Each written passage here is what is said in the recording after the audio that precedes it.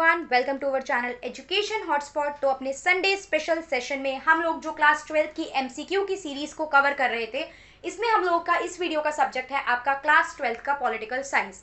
Class मैंने बोला था मैं आपके subject Hindi medium English medium दोनों में कवर करूंगी। बच्चे सेपरेटली अपने अपने सब्जेक्ट को देख सकते हैं। इंग्लिश मीडियम की वीडियो हिंदी मीडियम वालों को देखने की कोई ज़रूरत नहीं है कि आप प्रॉपर वही फॉलो करें और आप अपने आप से एजम्पशंस लगाएं। मैं प्रॉपर हिंदी मीडियम में आप लोगों के लिए अलग से कंटेंट यहाँ पे लेके आई हूँ। इंग्लिश मीडियम वालों के लिए भी वीडियो है, मैं वो भी अपलोड करूंगी विद इन सम टाइम। तो यहाँ पे प्रॉपर ये हिंदी मीडियम को सेंट्रिक रख के वीडियो बनाई गई है। क्वेश्चन हिंदी में होंगे, आंसर हिंदी में होंगी और वार्तालाप भी बेसिक सी हिंदी में चलेगी। ठीक है, तो क्लास 12 राजनीति विज्ञान पहला चैप्टर जो आप लोगों के एमसी मतलब 1 मार्कर में आने वाला है, तो वो हमारे पास है शीत युद्ध का दौर, कोल्ड वॉर का इरा। शीत युद्ध का दौर आप लोगों ने, मैं मान के चलती हूँ, चैप्टर पढ़ा होगा। ठीक है, बट अगर आप फिर भी चाहते हैं कि मैं डिटेल चैप्टर की भी वीडियोस बनाऊं, तो आप लोग मुझे कमेंट करके बता सकते हैं। I will try to make that videos also. शीत युद्ध का दौर की बात की जाए, देखो शीत युद्ध होता है भैया, आप और मेरी आपस में तनावनी चल रही है, लेकिन हम हथियार लेके हाथापाई करके लड़ने नहीं आए हैं। बट फिर भी आप मुझसे थोड़ा सा रुष्ट हो, मैं आपसे थोड़ा सा रुष्ट हूँ, बातचीत हमारी बंद है, मुझे आपसे कुछ कहना है, मैं किसी और से कहलवा रही हूँ, आपको कुछ कहना है, आप किसी और का यूज़ कर रहे हो। इस तरीके से चीज़ें जो है वो थोड़ी सी मुश्किल यहाँ पे हमें देखने को मिलती हैं। अब शीत युद्ध के दौर की बात करें तो पहला क्वेश्चन डायरेक्ट 1 मार्कर की ही बात करेंगे, पूरा चैप्टर तो डिस्कस नहीं करेंगे इस वीडियो में। ठीक है, इतने क्वेश्चन करके चलेंगे। पहली बात आती है कितने क्वेश्चन एक चैप्टर से करेंगे। पहली वीडियो है इसलिए थोड़ी सी बातें कर रहे हैं यहाँ पे, प्लीज बियर विद इट। तो कितने क्वेश्चन मैं भी गारंटी नहीं दे सकती। देखो, मैं चैप्टर पढ़ आपके चैप्टर में से क्वेश्चन फाइंड आउट करके जब क्वेश्चंस बनाने बैठती हूँ, तो मैं सोच के नहीं बैठती कि 10 क्वेश्चन में बच्चों चलो सर सिर्फ 10 कर लो, 15 कर लो, 20 कर लो। 20 बनेंगे 20, 40 बनेंगे 40, 50 बनेंगे 50 और इवन 100 बनेंगे, तो 100 के 100 क्वेश्चन यही करके जाने हैं। टाइम है 3 महीने है, 3 महीने में इतने क्वेश्चन करा दूंगी ना, आप बोलोगे सारे क्वेश्चन करे हुए आए थे और पूरा पेपर हमारा सही हुआ है। ठीक है, इतना आप लोगों को मैं यहाँ पे कवर करा दूंगी। ठीक है, तो ट्रस्ट मी इन दैट। अब यहाँ पे देखो, दो देशों के बीच का जो वैचारिक मतभेद की अवस्था को हम क्या कहते हैं। आपका प्रथम विश्व युद्ध था, द्वितीय विश्व युद्ध था, शीत युद्ध था या कोरिया संकट था। आपकी और मेरी आइडियोलॉजी में, विचारों में मतभेद चल रही है, आप मेरी चीजों से एग्री नहीं कर रहे हैं, मेरे को आपकी चीजें पसंद नहीं आ रही हैं। तो जब आपका जो फर्स्ट चैप्टर में शीत युद्ध बताया गया है, शीत युद्ध में यही बताया गया है कि हम फील्ड पे जाके नहीं लड़ रहे हैं, हथियारों से नहीं लड़ रहे हैं, मिलिट्री सैन्य शक्ति को इन्वॉल्व करके नहीं लड़ रहे हैं, बल्कि वैचारिक मतभेद हो रहा है। यहाँ पे ये मतभेद दो कंट्री का बताया गया, यूएसए और यूएसएसआर। तो इसका आंसर वैसे क्या हो गया, शीत युद्ध हो गया। यहाँ पे बताया गया इस चैप्टर में यूएसए और यूएसएसआर, और एक तरीके का ना व्यवसायिक युद्ध, ट्रेड वॉर, एक तरीके का ट्रेड वॉर, व्यवसायिक युद्ध जो है एक नए तरीके के युद्ध का फॉर्मेट होता है। देखो ये चीजें, ठीक है, व्यवसायिक युद्ध हमें देखने को आज की डेट में मिल रहा है कहाँ, हमें देखने को मिल रहा है यूएसए एंड चाइना के बीच में। किस तरीके से ये व्यवसायिक युद्ध कर रहे हैं, एक दूसरे को ये सामान एक्सपोर्ट इंपोर्ट आयात निर्यात करते हैं, उस पर इन्होंने बढ़ा दिया टैक्स। जब फॉर एग्जाम्पल यूएसए से कोई माल चाइना आ रहा है, यूएसए का कोई सामान बना चाइना आया, वो प्रोडक्ट 10 रुपए का बिकता है, चाइना ने कहा भैया हम बढ़ा रहे हैं आपके प्रोडक्ट पे टैक्स, क्योंकि अब आपका जो 10 रुपए का प्रोडक्ट है वो आपका मेरी मार्केट में 15 का बिकेगा, क्योंकि टैक्स बढ़ा दिया ना चाइना ने, तो मुझे महंगा बेचना पड़ेगा प्रोडक्ट। अब 15 रुपए का प्रोडक्ट है तो ऑब्वियस बात है, प्रोडक्ट महंगा हुआ तो मेरे कुछ कस्टमर जो मेरे सामान खरीदते होंगे टूट जाएंगे ना। पहले जहां 50 लोग खरीद रहे होंगे, महंगा हो गया तो 40 लोग चीजें खरीदेंगे। इस तरीके से आपका थोड़ा सा सेल पे इम्पैक्ट पड़ता है। इसी चीज जब चाइना ऐसा करेगा तो यूएसए भी बदले में जो चाइना का सामान यूएसए जा रहा है वहां पे ये काम करेगा। तो ये शीत युद्ध तब चल रहा था, लेकिन आज भी ऐसी चीजें एग्जिस्ट करती हैं कि जहां हम फील्ड पे आके नहीं लड़ रहे हैं, क्योंकि हमें पता है अगर हम फील्ड पे आए, मेरे पास हथियार है, आपके पास हथियार है, मेरे पास सैन्य शक्ति अच्छी है, आपके पास अच्छी है, सबकी टेक्नोलॉजिकल एडवांसमेंट है, तो अगर भिड़ गए तो बहुत बड़ा, बहुत मासिव पूरे वर्ल्ड को नुकसान हो सकता है। तो इसी सिचुएशन को हम क्या कहते हैं कि जब हम इस तरीके से नुकसान वाले तरीके से नहीं लड़ रहे हैं, पूरे हम सैन्य शक्ति और परमाणु हथियार यूज करके लड़े, लेकिन फिर भी एक वैचारिक मतभेद यहाँ पे देखने को मिलता है। फर्स्ट आंसर हमें पता चला, चैप्टर की आइडियोलॉजी हमें पता चली। अगला क्वेश्चन, प्रथम विश्व युद्ध डैश से डैश तक हुआ। बहुत सिंपल क्वेश्चन है, बच्चे फिर भी याद नहीं रख पाते हैं और गलत कर देते हैं ऐसे क्वेश्चन। सिंपल सा आंसर है, आप लोगों को जिसको पता होगा अपने माइंड में आपने आंसर सोच भी लिया होगा। मैं टाइम नहीं वेस्ट करूंगी, डायरेक्टली आंसर बताती हूँ। 1940 से 1918 तक हुआ। आई थिंक अभी प्रॉपरली विजिबल नहीं है ड्यू टू द पेंसिल ना। ठीक है, नेक्स्ट वीडियो में आई ट्राई कि हम कुछ पेन ही यूज़ करें। वैसे नेक्स्ट वीडियो का वेट क्यों करना, पॉसिबल है क्योंकि लाइव क्लास तो चल नहीं रही है, तो हम अभी चेंज कर सकते हैं। तो हम यहाँ पे डिफरेंट पेन से लिखेंगे, बस पेंसिल विजिबल नहीं है। द्वितीय विश्व युद्ध डैश से डैश तक हुआ। द्वितीय विश्व युद्ध का टाइम पीरियड की बात की जाए, देखो हमें पता है पहला विश्व युद्ध भी हुआ है, दूसरा विश्व युद्ध भी हुआ है हमारा मासिव लेवल पे। उसके बाद वाले दौर को ही, द्वितीय विश्व युद्ध के बाद वाले वॉर को ही हम लोग शीत युद्ध कहते हैं। तब थोड़ा सा जो लड़ाई थी वो बैटल फील्ड में ना जाके डायरेक्टली शीत युद्ध के फॉर्म में होने लगी। तो ये 1939 से 1945 तक हुआ। अगला क्वेश्चन, फोर्थ क्वेश्चन अगर हम लोग देखें तो फोर्थ क्वेश्चन क्या दिख रहा है आपको कि जर्मनी एवं जापान मित्र राष्ट्र में सम्मिलित थे, सही है या गलत है। क्वेश्चन आता है भाई मित्र राष्ट्र क्या है। देखो जब आपका द्वितीय विश्व युद्ध हुआ था ना, तब ग्रुप्स बने थे। मेरी और किसी और पर्सन की लड़ाई हो जाए, अब बन जाएंगे ग्रुप की, कुछ लोग भाई मेरी टीम में है, कुछ लोग उसकी टीम में है। तो ये जो दो टीम बन जाएंगी, इस तरीके की द्वितीय विश्व युद्ध में दो टीम बनी थी, जिसमें कुछ थे मित्र राष्ट्र और कुछ थे धुरी राष्ट्र। मैं नाम बोल रही हूँ, आप चाहो तो लिख के चल सकते हो। मित्र राष्ट्र में कौन कौन से राष्ट्र आते थे, आपका सोवियत संघ, फ्रांस, ब्रिटेन एवं संयुक्त राज्य अमेरिका। यस, द्वितीय विश्व युद्ध में आपका यूएसएसआर और यूएसए बिल्कुल एक ही टीम में थे, ये लोग मित्र राष्ट्र में थे। बाद में कॉन्फ्लिक्ट हुआ 45 के बाद, और ये दोनों आपस में लड़ाई एक शीत युद्ध के फॉर्म में एक दूसरे के आमने सामने आ गए। वहीं फिर आते हैं, देखो मित्र राष्ट्र में मैंने कहीं भी ना तो जापान का नाम लिया और ना ही जर्मनी का नाम लिया, तो मुझे पता चल गया कि ये चीज तो क्या हो गई, ये चीज फॉल्स हो गई, गलत बात है, ये मित्र राष्ट्र नहीं थे।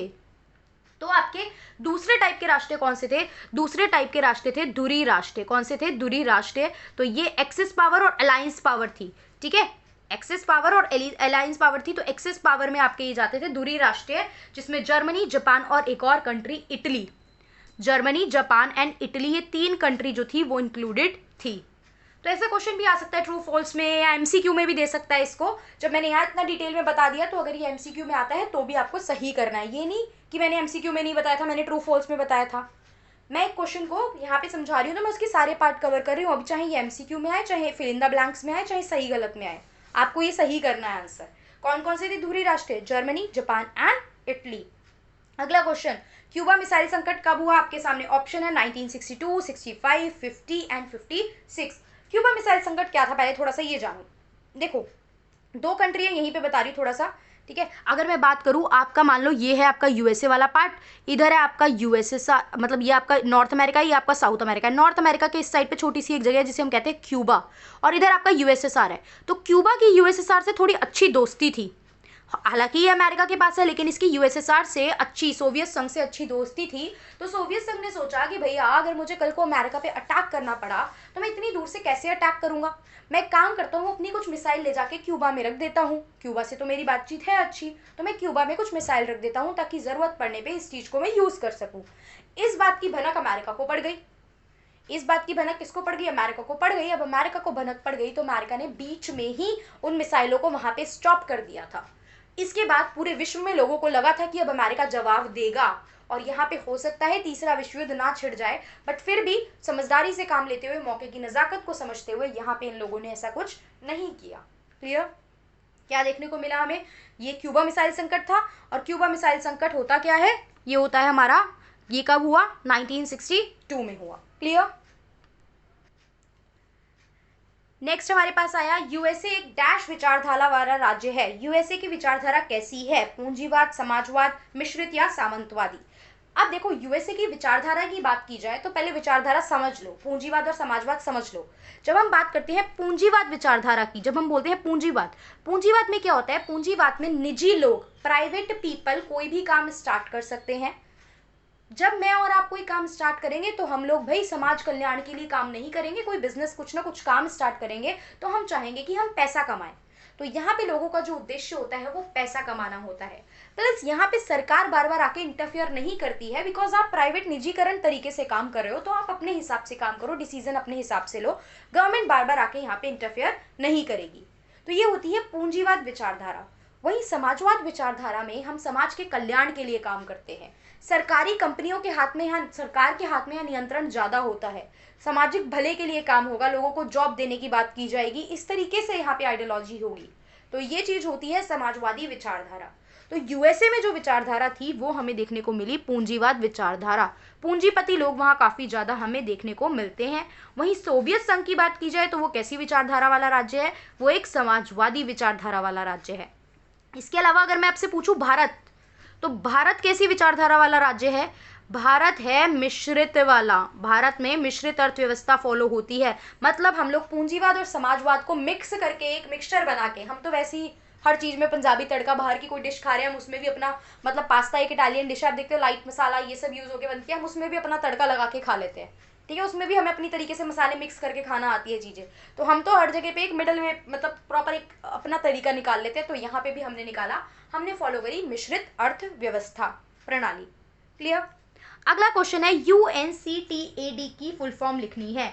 यूएनसीटीएडी की पूरी फुल फॉर्म क्या है? यहाँ पे देखो, यूएनसीटीएडी ने क्या करा था, जो आपका एनआईईओ आया था ना, नव अंतरराष्ट्रीय आर्थिक व्यवस्था, जो आपकी बुक में लास्ट टॉपिक एक्सप्लेन किया होगा, उसमें क्या था, ये बोला गया था भैया जो छोटी छोटी कंट्रीज होती है ना, जो छोटी छोटी एलडीसी नाम लिखा होगा, कि जो छोटी कंट्रीज होती हैं उनका, जो गरीब देश है उनका बहुत शोषण करते हैं ये अमीर देश। अमीर देश उनको कब्जे में ले लेते हैं, उनके रिसोर्सेज यूज करते हैं, वहाँ पे जो संसाधन है, चाहे वो मानव है, मतलब उनको एज अ लेबर यूज कर रहे हो और उनकी जगह यूज कर रहे हो, तो वो तो ग्रो कर ही नहीं पा रही है, आप उन्हें उतना ट्रेड, उतने डेवलपमेंट दे ही नहीं रहे हो। तो ये इसीलिए एनआईईओ जो था, नव अंतर्राष्ट्रीय आर्थिक व्यवस्था, इसीलिए साइन किया गया था कि हम ऐसी छोटे गरीब देशों को भी प्रोटेक्ट करके चल सके और उनका प्रमोशन जो है वो हो सके, मतलब उनको प्रमोट कर सके, हम उनको आगे बढ़ावा दे सके। तो यहाँ पे इसमें यूएनसीटीएडी का एक बहुत इंपॉर्टेंट योगदान रहा। यूएन मतलब यूनाइटेड नेशन, मतलब सिंपल हो गया संयुक्त राष्ट्र, ये तो देखते ही समझ जाना है। यूएन यूनाइटेड नेशन मतलब संयुक्त राष्ट्र।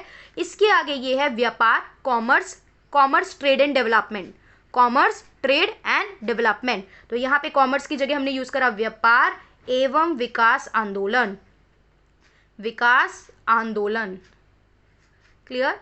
यूएनसीटीएडी की फुल फॉर्म हो गई। ये फुल फॉर्म पूछ सकता है ना, 1 मार्कर क्वेश्चन आ रहे हैं तो फुल फॉर्म भी पूछ सकता है किसी भी चीज की। क्लियर। 9th क्वेश्चन हमारे पास है, नाटो सोवियत संघ की संधि है। क्या सोवियत संघ ने, जो मेंबर सोवियत संघ को सपोर्ट कर रहे थे उनके साथ मिलके नाटो साइन किया था? भाई गलत बात है, नाटो सोवियत ने नहीं, नाटो यूएसए ने, संयुक्त राज्य अमेरिका ने साइन किया था। सोवियत संघ ने तो वार्सो पैक्ट साइन किया था। ये नाटो, सेंटो, सीटो, तीन जो थी ये चीजें, ये किसने साइन करी थी? ये साइन करी थी आपकी अमेरिका ने, यूएसए ने साइन करी थी। नाटो जो है नॉर्थ अटलांटिक ट्रीटी ऑर्गेनाइजेशन, सीटो जो है आपकी SEATO, यहाँ लिख देती हूँ मैं SEA। देखो इसको मत बोलना हिंदी, ये इंग्लिश हिंदी सेम ही चीज़ है इसमें, और फुल फॉर्म तो सीटो इंग्लिश में प्रॉपर है ना यहाँ पे आपकी, South East Asian Treaty Organization. And CENTO की बात करूँ तो सेंट्रल ट्रीटी ऑर्गेनाइजेशन। ये तीनों साइन करी थी यूएसए ने, और यूएसएसआर ने इसके बदले में साइन किया था क्या? Warsaw Pact. आगे आया हमारे पास मिलान कीजिए। मिलान में हमारे पास कुछ दे रखे हैं आपको, क्या कुछ दे रखे हैं? लीडर्स के नाम, और उनको उनके संस्थापक देशों से मैच करना है। ये किसके संस्थापक हैं? ये संस्थापक हैं नैम के, नॉन एलिगमेंट मूवमेंट के। किसके संस्थापक हैं ये? नॉन एलिगमेंट मूवमेंट के, जिसको हम बोलते हैं गुट निरपेक्ष। अब हुआ क्या था, कुछ लोग तो चले गए भैया किसकी तरफ, कुछ लोग चले गए यूएसए की तरफ, कुछ लोग चले गए यूएसएसआर की तरफ। अब भारत जैसे कुछ राष्ट्र सोच रहे हैं यार मैं तो यूएसए को फेवर करूंगा तो यूएसएसआर का बुरा, यूएसएसआर को करूंगा तो यूएसए का बुरा। अभी तो मैं आज़ाद हुआ हूँ 47-48 में, और अब मुझे इसे चूज करना पड़ेगा, तो मुझे तो समझ नहीं आ रहा है मुझे कहाँ किसको चूज करना चाहिए। तो हम तो किसी लड़ाई का इस तरीके की पार्टिसिपेट नहीं करेंगे, बल्कि हम तो कह रहे हैं कि आप लोग भी आपस में मत लड़ो। तो किसी भी गुट का हिस्सा ना बनना क्या कहलाता है? गुट निरपेक्षता। और ऐसे लोग जो मिले जो गुट निरपेक्षता को फॉलो कर रहे थे, उन्होंने मिलकर साइन किया ये गुट निरपेक्ष आंदोलन, यानी कि नॉन एलिगमेंट मूवमेंट था ये। क्लियर। अब इसके कुछ संस्थापक रहे जिन्होंने इस पर्टिकुलर कंसेप्ट को फॉर्म किया। शुरुआत में जो नींव रखते हैं ना वो संस्थापक बन जाते हैं। तो आपको उनको उनके सही देशों से मिलाना है। देखो पहला मिलाना तो बहुत आसान है, नेहरू जी तो क्लियर कट हमें पता है इंडिया के थे। अब आपके हैं कर्नल नासिर। कर्नल नासिर की बात की जाए तो ये मिस्र से बिलोंग करते थे। डॉक्टर सुकर्णो की मैं बात करूं तो ये इंडोनेशिया के थे। मार्शल टीटो की बात करूं तो यूगोस्लाविया, और वामे एनक्रूमा की बात करूं तो ये घाना के थे। अब ये क्वेश्चन MCQ में आ सकता है, लीडर का नाम देके कौन सी कंट्री के थे, मैचिंग में आ सकता है, कौन सा सही मैच नहीं है, 3 सही लिख देगा, चौथे के आगे उनकी कंट्री गलत लिख देगा। अब कुछ ऑप्शन नहीं है, किसी भी तरीके से आ सकता है, आपको याद करना ही करना पड़ेगा क्या, कि नेहरू जी भारत से थे, कर्नल नासिर मिस्र से थे, सुकर्णो इंडोनेशिया, टीटो यूगोस्लाविया और एनक्रूमा घाना। याद कैसे करते हैं? याद नहीं रहता, 3, 4, 5, 6 बार पढ़ते हैं तो बिल्कुल याद रहता है, ऐसा कुछ नहीं है कि याद नहीं रहता। ओके ठीक है, यहाँ तक हमें समझ में आया है। अब आगे देखते हैं कुछ क्वेश्चन। आगे हम बात करते हैं क्यूबा का मिसाइल संकट डैश द्वारा क्यूबा में डैश को तैनात करने का था। अभी बताया ना, क्यूबा का मिसाइल संकट में क्या सोवियत संघ, क्या सोवियत संघ द्वारा क्यूबा में क्या रख रहा था, वो क्यूबा में रख रहा था मिसाइल, मिसाइल को तैनात करने के कारण ये आपका क्यूबा मिसाइल संकट हुआ। कोरिया संकट कब हुआ अगर मैं बात करूं, देखो कोरिया संकट डिटेल में नहीं पढ़ना है, बुक में नहीं मेंशन, बट इतना जरूर ईयर जान लो, बिकॉज ईयर से वो एमसीक्यूज या कुछ क्वेश्चन बना सकते हैं। तो कोरिया का जो आपका संकट था वो 1950 में हुआ। अमेरिका के खिलाफ सोवियत संघ ने कौन सी संधि की, अभी बताया अमेरिका ने 3 करी, नाटो सेंटो सीटो, उसके जवाब में किसने संधि की, उसके जवाब में आपकी जो यूएसएसआर ने, सोवियत संघ ने संधि की, उसे हमने क्या बोला, उसे हमने बोला वार्सो पैक्ट। क्या साइन किया उन्होंने, वार्सो पैक्ट। आगे पूछ रहा है आपसे नाटो किस वर्ष में हुई, देखो आगे के 3 क्वेश्चन आप डायरेक्ट देखो, नाटो मतलब 3-4 क्वेश्चन, नाटो सीटो सेंटो वार्सो पैक्ट, ये किस किस वर्ष में हुई है, हमसे क्लियर कट यहाँ पे ये चीज पूछी है। तो अगर बात की जाए तो नाटो कौन से ईयर में हुई है, नाटो हमारी जो हुई है वो हुई है, ईयर पूछ रहे सीधा सीधा लिखते रहो, 1949 में नाटो बनाई गई यूएसए के द्वारा।